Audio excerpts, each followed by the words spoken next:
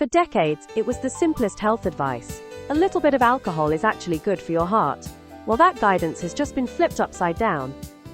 A comprehensive analysis published in the Lancet challenges everything you thought we knew. It raises the essential questions we all need answered. Did science truly change its recommendations? What should you believe? And how much can you safely drink without risking your health? The old studies that promoted the J-curve were riddled with a hidden problem called abstainer bias. If you want to know more about the J-curve and that bias, I have put a link in the description.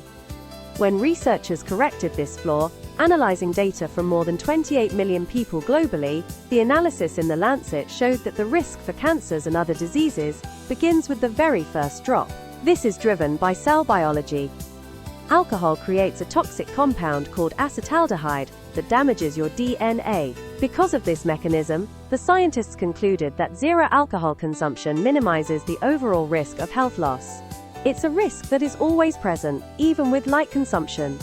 But hang on, you need to hear this next part. Before you pour that bottle down the drain, there is a crucial human factor to consider.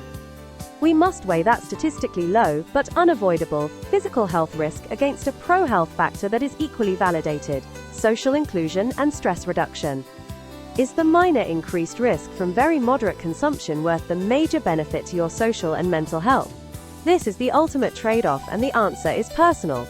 If your personal assessment leads you to choose light consumption, the science can still guide us to make better informed choices. The smart choice is to consume beverages that contain helpful compounds, like the polyphenols found in wine and beer, rather than pure ethanol, which is what you find in hard liquor. Conclusion: if you drink, choose wine or beer over that harder stuff.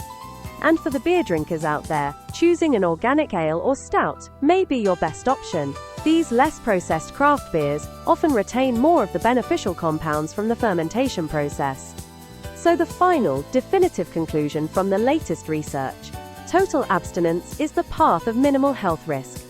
However, an occasional, celebratory cheers, and perhaps a single organic beer, when consumed as part of a vibrant, low-stress social life, may be just fine, a calculated risk that many choose to accept.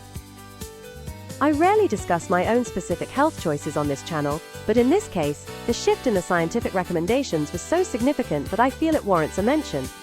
I was a moderate drinker for many years, but 2 years ago, after diving deep into the very data I just presented, I made the personal choice to quit almost all drinking, reserving a single glass only for specific celebratory cheers and the like. That was my informed decision. The goal here on my channel is to inform you, and never to preach, but to equip you with the latest, strongest evidence, so you can make your best decisions on your personal health journey.